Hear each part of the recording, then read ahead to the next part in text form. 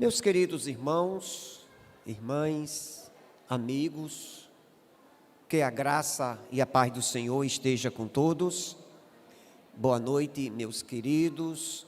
Boa noite a você que está na sua casa, nos acompanhando pelo nosso canal do YouTube, ou quem sabe, você que está assistindo essa live depois na sua casa, ou quem sabe no seu local de trabalho, ou no seu descanso, e você está procurando um conteúdo para ser abençoado. Então, que Deus abençoe a sua vida, que Deus abençoe a cada visitante, a cada amigo que está conosco nessa noite.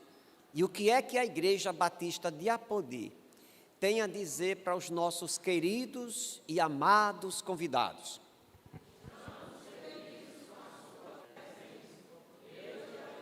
Amém, louvado seja o nome do Senhor. Antes de começarmos a pregar, nós recebemos uma ligação toda especial do nosso irmão Melinho. Nesse momento ele está na sua casa, na verdade está na casa da sua filha, a Gidélia, ali na cidade de Mossoró. Possivelmente estão nesse momento nos vendo, nos assistindo, e amanhã ele estará se submetendo a uma cirurgia. E o mesmo pediu que a igreja levantasse um clamor por ele, fizesse uma oração por ele.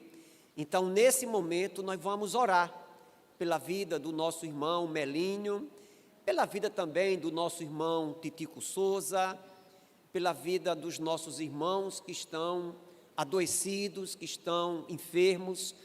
Então, nós vamos orar mais uma vez, e dessa feita, orando a Deus, intercedendo ao Senhor pela vida dessas pessoas tão preciosas. Pastor Neemias, vem aqui à frente. Vamos orar nesse momento pela vida do nosso irmão Melinho e pela vida dos nossos irmãos que estão dodói, né? Vamos orar. Mesmo sentados, vamos curvar a cabeça e vamos falar com Deus. Deus e Pai do nosso Senhor e Salvador Jesus Cristo, queremos mais uma vez elevar nossos corações a Ti, meu Pai, reconhecendo a plena grandeza, Senhor, do Teu poder em nossas vidas, reconhecendo que a Sua soberania não conhece limites, reconhecendo que a Sua medicina transcende, ó Pai, toda a medicina dessa terra, reconhecendo, Pai, que é somente em Ti que nós encontramos a cura e a restauração, não somente dos nossos pecados, mas também das enfermidades, ó Pai, que acometem o nosso corpo. Pedimos, Pai, em especial, meu Deus, pela vida do nosso irmão Melinho, que vai estar se submetendo a esse processo cirúrgico amanhã. A nossa oração é para que o Senhor, com a sua graça, esteja conduzindo cada médico, cada enfermeiro, cada assistente, Pai, cada etapa dessa cirurgia, que o Senhor esteja conduzindo, Pai, esse processo cirúrgico e trazendo, ó Pai, a cura e a restauração naquilo que ele precisa. O Senhor é conhecedor de todas as coisas, o Senhor também pode fazer todas as coisas, por isso nós clamamos, ó Pai, para que o Senhor esteja à frente, para que o Senhor esteja conduzindo, para que o Senhor esteja restaurando plenamente a saúde do seu servo que tem labutado, ó Pai, em prol do seu bendito Evangelho, em nosso meio, nessa cidade, para a glória do seu nome. Pedimos também por cada nome que foi mencionado aqui, meu Pai, pelo nosso irmão Melinho, Pai, pelo nosso irmão Titico Souza, Pai, oramos para que cada enfermo, ó Pai, que está sendo aqui mencionado, ou nesse púlpito, ou no coração de cada um, que o Senhor venha operar poderosamente, trazendo a cura e a restauração, meu Deus. Pois nós oramos confiantes que o Senhor está ouvindo a nossa voz dos altos céus, pois é através do seu amado Filho Jesus Cristo, que nós oramos e agradecemos. Amém e amém. Amém. Louvado seja o nome do Senhor. Meus queridos, hoje estamos comemorando o Dia dos Pais. Na verdade, quando a gente lembra de pai, a gente, em primeiro lugar, a gente lembra do nosso Papai do Céu. A gente lembra que o culto que estamos nessa noite prestando, estamos cultuando, acima de tudo, ao nosso Pai, o nosso Senhor, Deus, que merece toda a honra e toda a glória. Também nós queremos louvar ao Papai do Céu pela vida dos papais que estão aqui presentes, pela vida dos papais que estão nos assistindo através do nosso canal do YouTube. Hoje pela manhã, a gente no culto de ceia, depois que a gente tomou aquele delicioso café, estivemos hoje num culto de ceia e pela manhã nós falamos um pouco sobre a paternidade.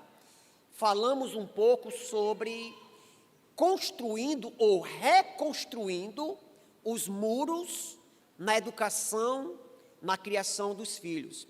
E nós falamos sobre a necessidade dos pais, eles serem capacitados, munidos de conhecimento, de inteligência, de estratégia para educar os filhos. A gente viu também que é necessário, além dos pais, eles serem capacitados, é preciso que os pais também ensinem aos filhos. Não adianta um pai ele se achar o expert na criação de filhos, aquele pai que dá conselho para todo pai, mas ele mesmo não aplica esses conhecimentos na educação dos seus filhos. Então, é preciso um pai, ele ser capacitado, ele ensinar, e em terceiro lugar, a gente falou pela manhã, da necessidade dos pais ensinarem os seus filhos propositalmente, ensinar com um propósito. A gente baseou justamente a mensagem quando Moisés vai entrar, ou pelo menos orienta o povo para entrar na terra prometida, e ali Deus diz a Moisés que ele ensinasse aos pais a temer a Deus, ensinar os filhos a temer a Deus, para que eles não esquecessem do Senhor. Foi o que nós pregamos hoje pela manhã. Hoje à noite estaremos falando sobre o seguinte tema: o pai que todo filho precisa. O pai que todo filho precisa. Para a gente olhar para um texto bíblico que tenha essas características de um pai que todo filho precisa, nós vamos abrir as nossas Bíblias para o Evangelho escrito pelo médico Lucas, no seu capítulo 8, do verso número 40 até o 56. Nós vamos subtrair alguns versículos, mas nós vamos fazer a leitura na medida do possível, né? Porque tem uma parte que eu não será necessário fazer a leitura. Então, Lucas, capítulo 8, leremos do verso 40 em diante. Então, é baseado numa história, é baseado em um milagre que nós vamos observar as características de um pai que todo filho precisa. O verso de número 40 do capítulo 8 de Lucas diz assim: quando Jesus voltou, ele estava nas terras de Gadara, tinha libertado um endemoniado. Quando Jesus volta daquela terra, quando Jesus voltou, a multidão o recebeu com alegria, porque todos estavam esperando. E eis que veio um homem chamado Jairo, que era chefe da sinagoga, e, prostrando-se aos pés de Jesus, suplicou-lhe que fosse até a sua casa. O verso 42, pois tinha uma filha única, de uns 12 anos, que estava morrendo. Enquanto Jesus caminhava, as multidões o apertavam. Aqui a gente dá uma pausa, porque quando Jesus ele vai se dirigindo à casa de Lázaro, uma grande multidão, aparece uma mulher que tinha uma doença, uma hemorragia por 12 anos, e aquela mulher, ela se achega a Jesus, toca em suas vestes, e aquela mulher é curada. Então, depois que Jesus cura essa mulher, e aqui é interessante, né? Jairo tinha uma filha com 12 anos que estava morrendo. Essa mulher tinha uma doença que perturbava ela, que lhe trazia sofrimento também há 12 anos. Aí, a partir do verso 49, quando Jesus termina de realizar a cura dessa mulher, aí o texto diz: enquanto Jesus ainda falava, veio uma pessoa no outro evangelho diz que pessoas da própria casa de Jairo, né? Enquanto Jesus ainda falava, veio uma pessoa da casa do chefe da sinagoga, dizendo: a sua filha já morreu, não incomodes o mestre. O verso 50. Mas Jesus, ouvindo isso, lhe disse: não tenha medo, apenas creia, ela será salva. Tendo chegado à casa, Jesus não permitiu que ninguém entrasse com ele, a não ser o Pedro, o João e o Tiago, além do pai e da mãe da menina. E todos choravam e pranteavam, mas Jesus disse: não chorem, ela não está morta, mas dorme. E riam-se dele, porque sabiam que ela estava morta. Mas Jesus, tomando-a pela mão, disse em voz alta: menina, levanta-te.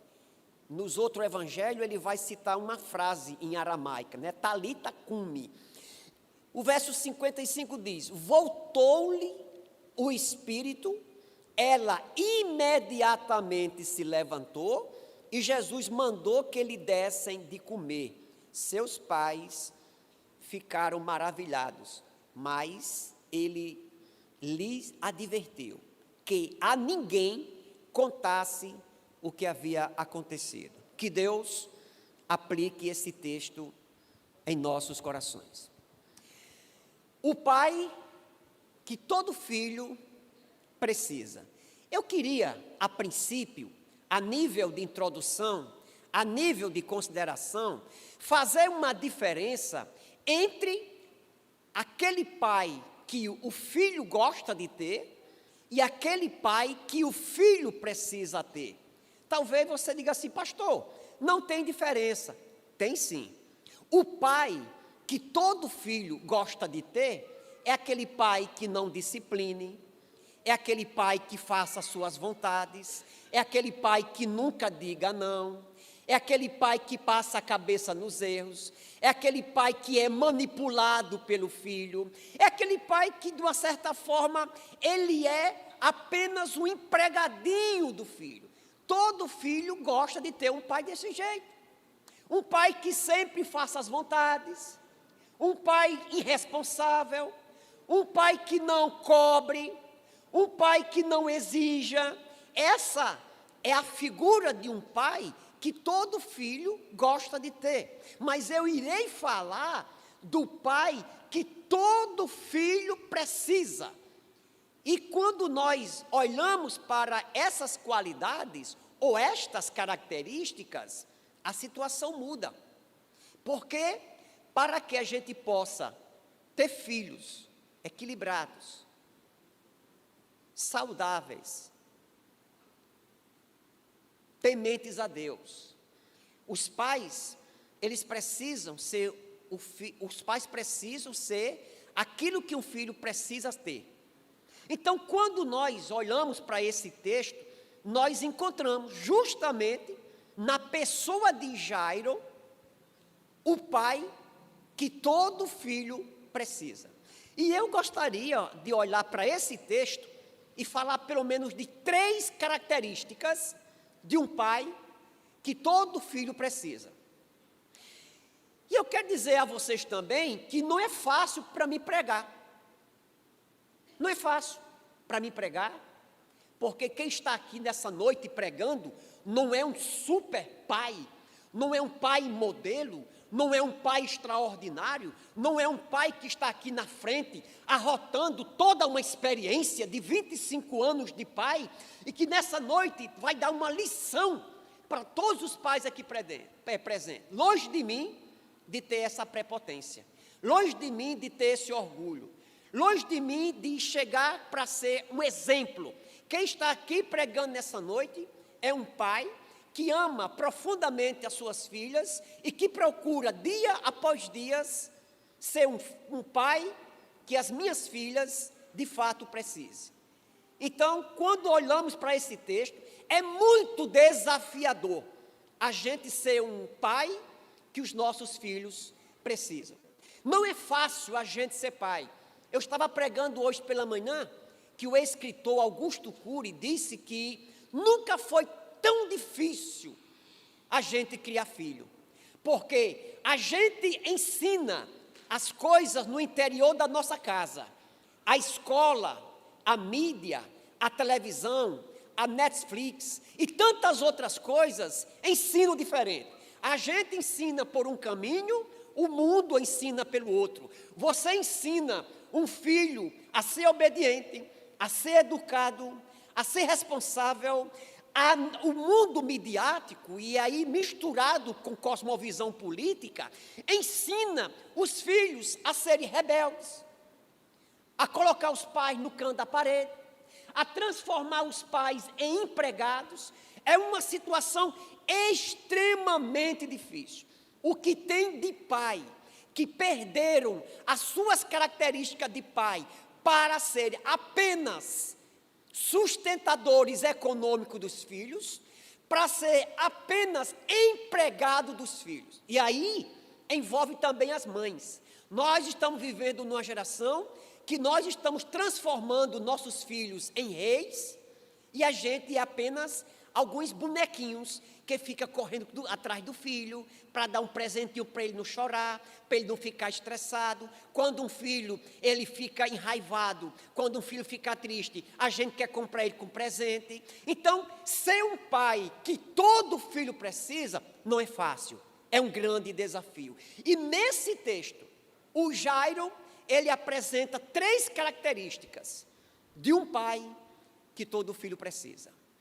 Eu sei que tem mais características, mas eu gostaria de destacar 3 características nessa noite. A primeira delas, um pai que todo filho precisa, é um pai consciente das maiores necessidades da sua família. De novo, é um pai consciente das maiores necessidades da sua família. O verso 41 e o 42 diz assim: eis que veio um homem chamado Jairo, que era chefe da sinagoga. A sinagoga era um local onde os judeus eles se reuniam para cultuar Deus, mas acima de tudo, estudar a palavra de Deus.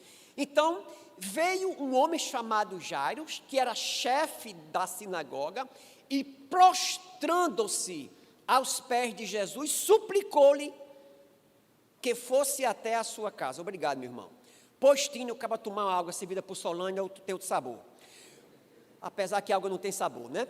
Pois tinha uma filha única, de uns 12 anos, que estava morrendo, enquanto Jesus caminhava, as multidões o apertavam.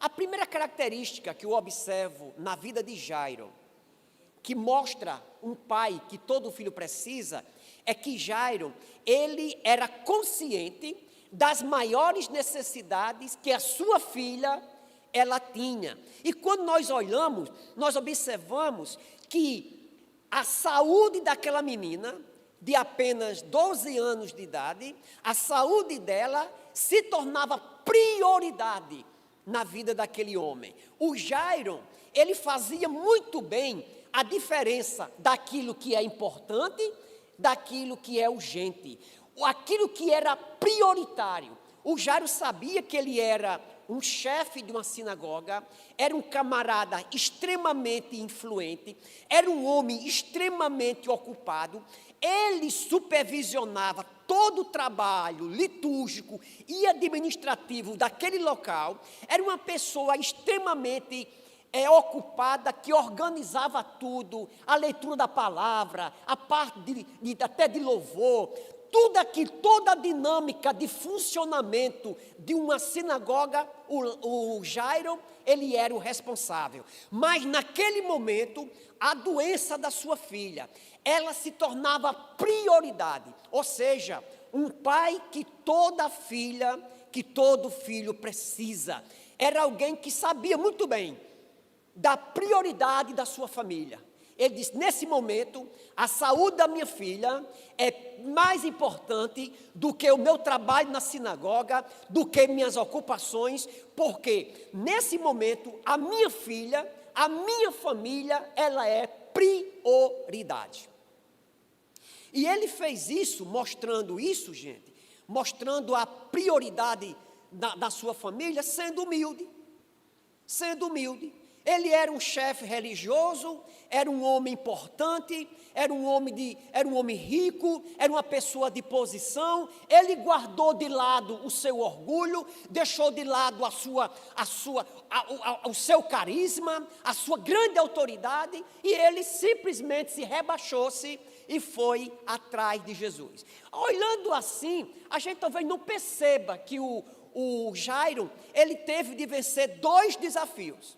Ele venceu o desafio dele ser uma pessoa influente, dele ser uma pessoa que as pessoas iriam criticá-lo por ele estar procurando Jesus, está se voltando para Jesus. E o segundo, os chefes das sinagogas, eles já estavam planejando algo para ver se matava Jesus. Então, o Jairo, ele estava passando por cima da religiosidade daquele povo e por cima do seu próprio orgulho. E aquele homem foi até atrás de Jesus, porque a vida da sua filha, naquele momento, era mais importante do que qualquer coisa. Era mais importante do que sua profissão, era mais importante do que o seu orgulho, era mais importante do que qualquer crítica que ele poderia receber. Sabe por quê?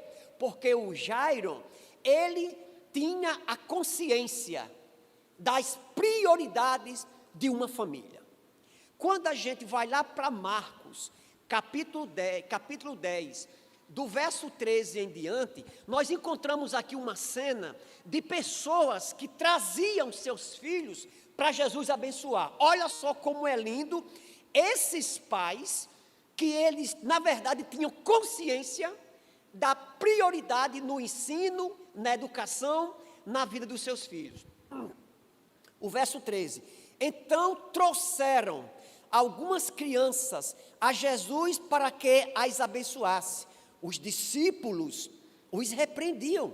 Jesus, porém, vendo isso, indignou-se e disse-lhe: deixe que os pequeninos venham até a mim, e não os impeçais, porque dos tais é o reino de Deus. Em verdade eu vos digo, quem não receber o reino de Deus como uma criança, de maneira nenhuma entrará nele. O verso 16. Então, tomando as crianças nos braços, impondo-lhes as mãos, as abençoava.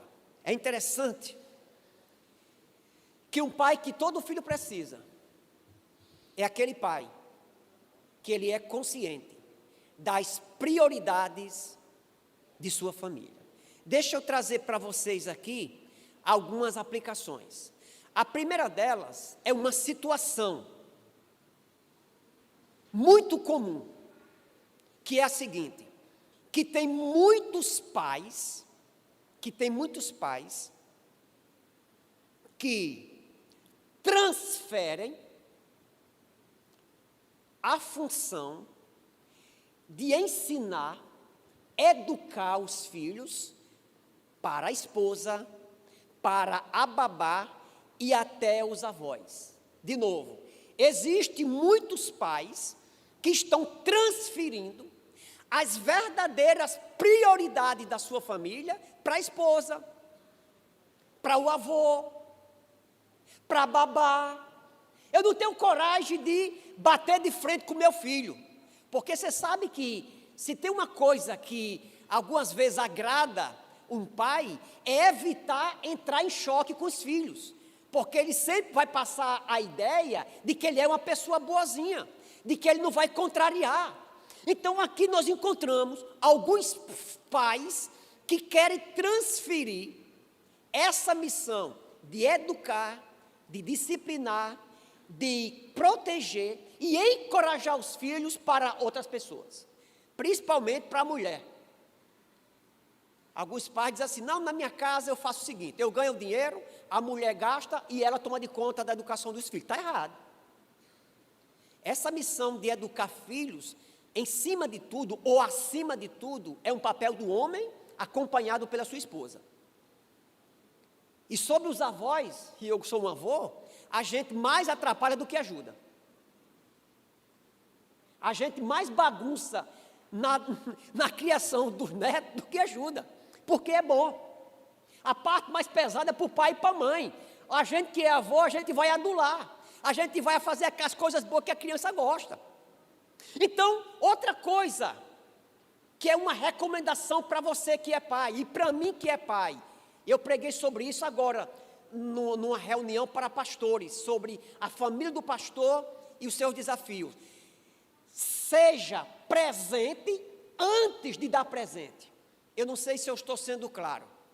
Você precisa ser presente no seu filho antes de você dar um simples presente, achando que através de um presente caro, através de um presente, eu estou substituindo o meu tempo com meu filho que eu não tenho, a disciplina com meu filho que eu não dou, a criação do meu filho que eu abro mão.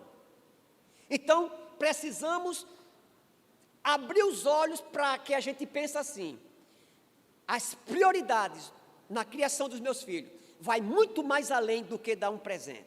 Outra orientação. Não, isso aqui é sério. Eu preciso de um tempinho para falar sobre isso. Não coloque as suas prioridades e até da própria igreja na frente das prioridades da sua família. Aqui dava uma pregação de uma meia hora. Porque muitas vezes a gente, da criação dos filhos, a gente acha que quem está em primeiro lugar é o pai. As minhas prioridades, o meu tempo, o meu trabalho, o meu lazer, o meu capricho, as minhas vaidades estão em primeiro lugar. Depois é a vida dos meus filhos, é a criação dos meus filhos. E ainda tem aqueles Adeilma, que diz assim: na minha casa é assim, a prioridade é a minha, depois é as minhas prioridades da igreja e depois é as prioridades da minha família. Não se escandalize com aquilo que eu vou dizer agora. Tem momentos que a prioridade da sua família deve vir em primeiro lugar do que a prioridade da igreja. Em que sentido, pastor? Muitas vezes o camarada, eu vou para a igreja, eu não posso faltar um culto, aí na casa dele fica um filho doido por um abraço, fica um filho precisando de um pai que ajude ele nas atividades de casa, nas atividades da escola, um pai que muitas vezes é ocupado e que naquela noite você ficar na sua casa, brincar com seu filho, sair na praça, caminhar com ele, andar com ele de skate, assistir um filme, jogar bola com ele, é mais importante do que muitas atividades da igreja. Pastor, cuidado com isso que você está dizendo. Eu digo e não tenho medo de estar errado. Porque Deus, Ele não quer que você abrace as atividades da igreja com tanto ativismo, que você abandone a criação da sua família, o tempo de qualidade com a sua esposa e com a sua família de um modo geral. Tem momento que é preciso você ficar em casa numa determinada noite. Tem um peso espiritual da mesma forma de você vir para a igreja. Mais uma vez eu repito, Deus, Ele não quer que você seja uma bênção na igreja e um diabo dentro da sua própria casa. Deus, Ele não quer que você seja um piolho de igreja, que você seja que viva direto na igreja e você em casa você não tenha tempo para a sua família, você não gaste tempo com seus filhos, você não desfrute de uma vida em família.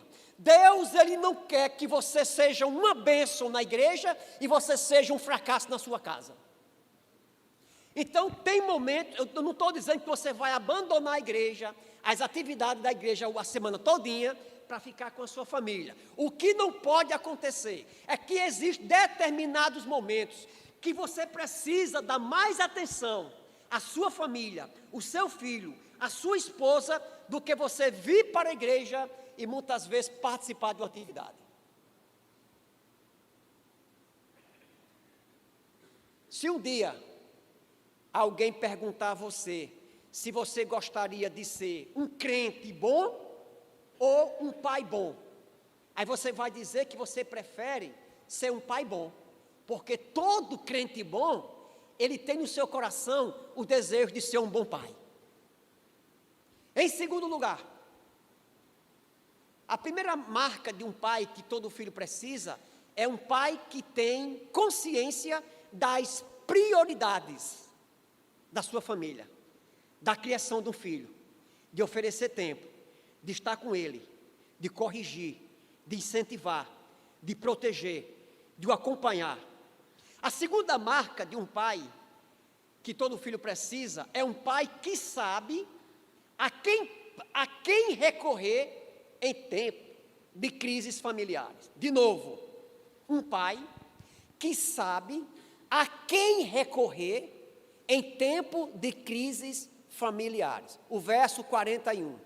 Eis que veio um homem chamado Jairo, que era chefe de uma sinagoga, e prostrando-se aos pés de Jesus, suplicou-lhe que fosse até a sua casa. Sabe o que foi que Jairo fez? O Jairo, ele soube ir à fonte certa. Uma família doente, um filho doente, ou melhor, uma filha doente, de apenas 12 anos, uma filha doente. Agora, eu tenho uma crise na minha casa, a minha filha está piorando cada vez mais. A quem eu vou procurar? O Jairo, ele vai procurar a fonte certa. Aquele homem, ele vai até Jesus Cristo. Uma outra coisa, além dele ir à fonte certa, Jairo, ele soube ir de maneira correta. O texto diz que ele se prostrou-se aos pés de Jesus. Se prostrar aos pés de Jesus significa uma fé revelada. Aquela fé que os seus colegas de profissão, de função, não tinham.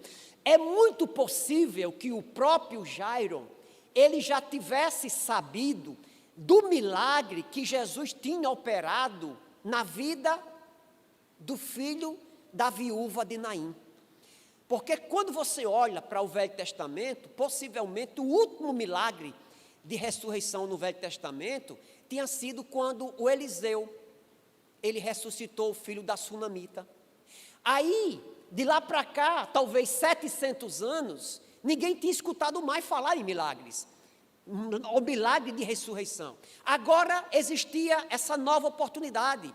O Jairo disse, sabe uma coisa? Esse Jesus Cristo que ressuscitou o filho da viúva de Naim, esse mesmo Jesus, ele tem o poder de ressuscitar ou de curar a minha filha. Que quando ele disse isso, a sua filha ainda não era morta, estava morrendo.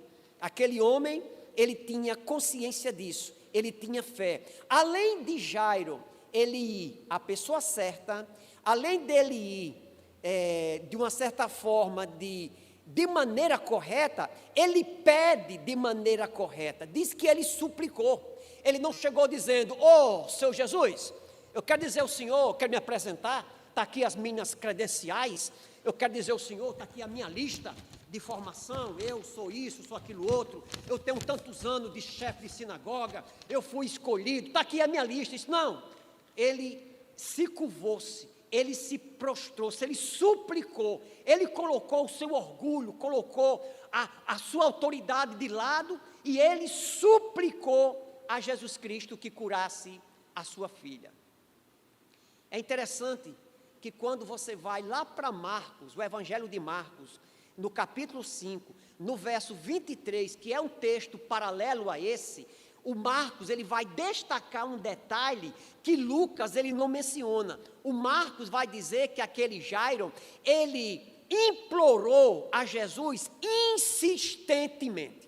Ele não clamou uma só vez. Ele chegou, clamou, ele pediu e bateu na porta e ele clamou. Diz que ele fez isso várias vezes, insistentemente. A gente aprende muita coisa com isso. Quando a gente tem orado a Deus buscando solução para os nossos problemas familiares, ou seja lá qual for os problemas, será que a gente tem orado insistentemente? Será que a gente tem batido na porta de Jesus? Será que a gente tem orado? Será que a gente tem sido perseverante em orar, em esperar, em clamar ao Senhor? E o texto vai dizer que aquele homem, ele implora com fé. Ele acreditava que Jesus poderia mudar a realidade da sua filha. Jairo acreditava que Jesus poderia mudar a situação da sua filha. Sua fé, ela era demonstrada de forma visível, de forma contundente. Como eu já havia dito, lá em 2 Reis, capítulo 4, nós encontramos uma história linda. O profeta Eliseu passava numa região chamada Sunem. Uma mulher olhava aquele profeta passando, aí ela dizia assim, para o esposo, aquele homem é um homem de Deus. Vamos oferecer aqui uma refeição para ele? E disse que ele começou a comer na casa daquela mulher. Aí a mulher chegou para o maridão e disse, maridão, vamos fazer aqui um quartinho na nossa casa, para esse profeta ele passar aqui. A gente bota uma mesa, bota uma cadeira, bota uma lamparina. Ele fica aqui, ele fica dormindo aqui na nossa casinha todas as vezes que ele passar. Numa dessas vezes, aquele profeta entrou, estava com seu companheiro, o Geazi, diz, Geazi, essa mulher é tão boa, pergunta a essa mulher o que é que ela precisa. Aí eles foram olhar, aquela mulher não tinha filho. Aí o profeta chegou e disse assim, mulher, daqui a 1 ano você vai ser mãe. Ela até duvidou a princípio, e quando chegou 1 ano, aquela mulher teve um filho. Passado um tempo, aquele filho adoeceu, e aquele filho morreu. E quando aquele filho morre, aquela mulher conversa com seu marido, se monta no jumento, viaja não sei quantos quilômetros, até um local chamado Monte Carmelo, para falar com o profeta Eliseu, e aquele profeta vem à casa daquela mulher e ressuscita o filho daquela mulher. Ou seja, um pai que todo filho precisa, é aquele pai que ele sabe a quem recorrer em tempos de crise familiares. Isso é muito importante. Fica aqui esta boa lembrança, esse bom exemplo do Jairo. Eu queria fazer uma breve aplicação, a gente termina já. A quem é que a gente tem procurado? Quando a gente está com um problema com o filho, com uma filha, quando a gente está com um problema com a esposa, com o marido, quando tem uma dificuldade no lar, quando aconteceu algo que tirou a família do prumo. Você tem procurado quem? Você tem buscado socorro aonde? Você tem buscado alívio, você tem buscado solucionar isso de que maneira? Abandonando a família? Se divorciando? Amaldiçoando a família? Lavando as mãos? Eu não sei quantas vezes eu já falei com determinados pais, com filhos sofrendo, e o pai abre a boca e diz assim, eu mesmo já lavei as minhas mãos. Nunca faça isso. Lute pelo seu filho até o fim. Lute pela sua família até o fim. Se for preciso, faça aquilo que tiver, se for preciso não, sempre faça aquilo que tiver nas suas mãos, mas nunca esqueça que o primeiro caminho que você deve buscar é o Senhor. Busque a Deus para solucionar os seus problemas familiares. E em terceiro e em último lugar, um pai que todo filho precisa é aquele pai que ele tem consciência, em primeiro lugar, da prioridade da sua família. Segundo, é que um pai que todo filho precisa, ele sabe muito bem a quem procurar na hora da crise familiar, buscar Jesus. E em terceiro lugar, é um pai que acredita num Deus das causas impossíveis. Um Deus das causas impossíveis. Nós vamos ler o texto para a gente tirar essas características aqui, né? Pegando aqui a partir do verso de número 49. Enquanto Jesus ainda falava, veio uma pessoa da casa do chefe da sinagoga dizendo, a sua filha já morreu, não incomodes mais o mestre. Mas Jesus, ouvindo isso, lhe disse, não tenha medo, apenas creia, e ela será salva. Tendo chegado à casa, Jesus não permitiu que ninguém entrasse com ele, a não ser Pedro, o João e o Tiago, além do pai e da mãe da menina. E todos choravam e pranteavam. Mas Jesus disse, não chores, ela não está morta, mas dorme. E riam-se dele. Interessante, né? Aqui as pessoas riam de Jesus. É muita gente rindo de Jesus, né? Não dá para me pregar tudo nessa noite, meus irmãos. Mas uma coisa me veio aqui à cabeça agora. Jesus saiu da terra lá dos Gadarenos, lá terra lá de Gadara, expulso. Aí o início desse capítulo que nós acabamos de ler aqui, diz que Jesus foi recebido por todos. Então, enquanto tem gente que expulsa Jesus, tem gente que recebe. Tem gente que espera ele, né? Então, o verso 53 diz: e riam-se dele, porque sabiam que dela, ou melhor, que ela estava morta. Mas Jesus, tomando-a pela mão, disse em voz alta: menina, levante-se. Voltou-se o espírito a ela. Voltou-lhe o espírito. Ela imediatamente se levantou e Jesus mandou que lhe desse de comer. Então, esta é a terceira característica que um pai, que todo filho precisa ter. É aquele pai que acredita num Deus das causas impossíveis. Aquele homem, ele levou Jesus até a sua casa. Isso aqui tem um peso muito grande. Aquele homem levou Jesus para a sua casa. Jesus, vamos para a minha casa, Senhor. O Senhor é bem-vindo na minha casa. Eu estava lendo um artigo que dizia o seguinte: na hora que a gente passa por alguma dificuldade, o que é que a gente tem levado para a nossa casa? Tem muitos pais levando para as nossas casas somente dinheiro, vício, bebida, abuso, pornografia, desonestidade. O Jairo, ele levou Jesus para a sua casa.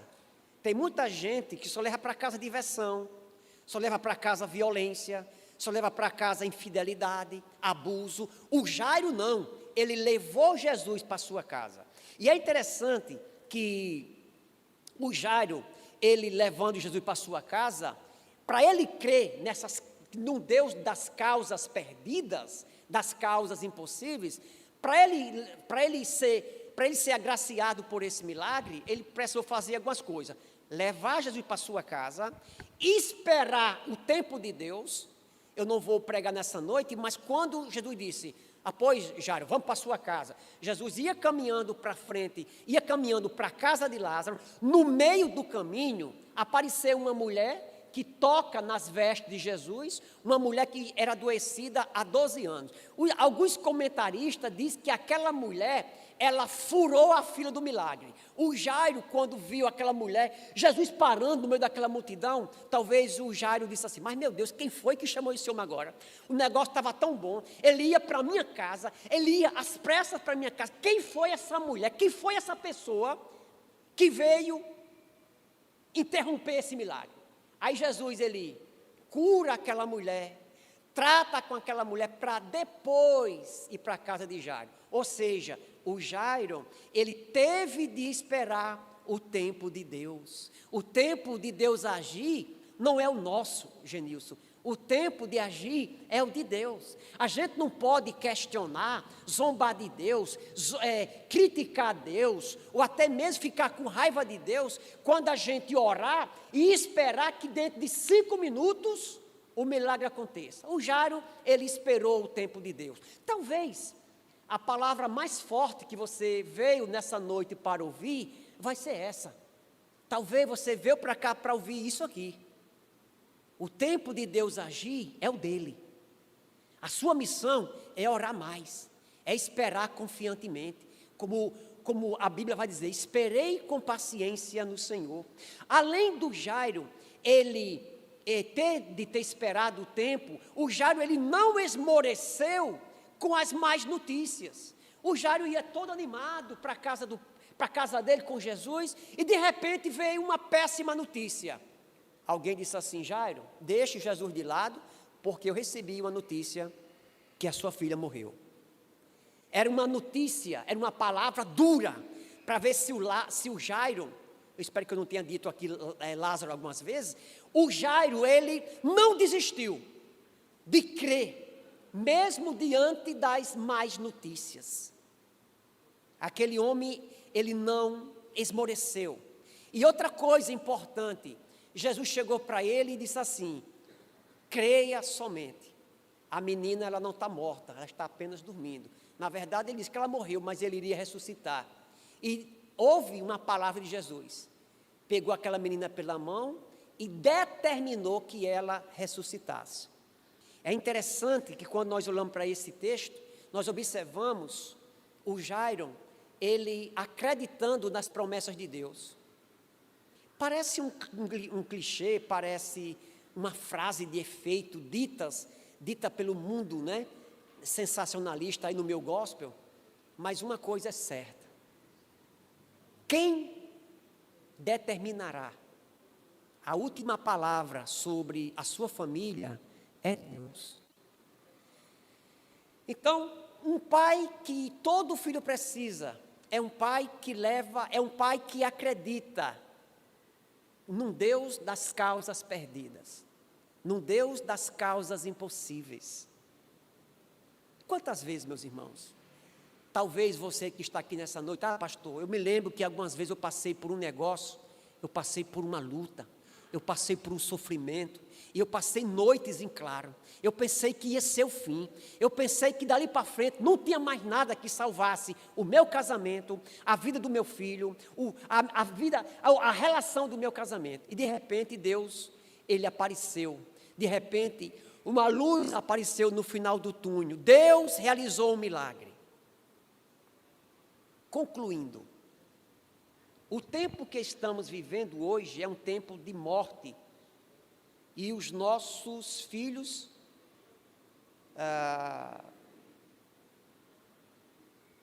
estão vivendo uma situação que é envolto a vários perigos. Uma coisa é certa, estamos vivendo dias trabalhosos, nós estamos vivendo dias difíceis, mas uma coisa é certa, nós como pais, como homens e mulheres de Deus, nós precisamos ser pais que os nossos filhos precisam, pais que coloquem os nossos filhos, a nossa família, com prioridade, que a gente saiba a quem devemos se dirigir, recorrer em momentos de crise, e nós não devemos deixar de acreditar num Deus que pode fazer milagre no meio da nossa família. Que Deus abençoe a sua paternidade. Que Deus abençoe você, papai. Que Deus abençoe você, mamãe. Eu sei que não é fácil. Se nessa noite eu colocasse aqui o microfone na boca de cada pai, cada um viria aqui à frente e falava do desafio que é criar um filho nos dias atuais. Cada um tinha uma dificuldade para dizer, mas uma coisa é certa, nós não devemos abrir mão da criação, da vida em família. Esse mundo quer virar a família de ponta cabeça. Nós estamos vivendo, como disse o John Stott, nós estamos vivendo numa contracultura. Nós estamos vivendo numa direção inversa desse mundo. Então, que Deus nos abençoe. Que Deus nos abençoe ricamente.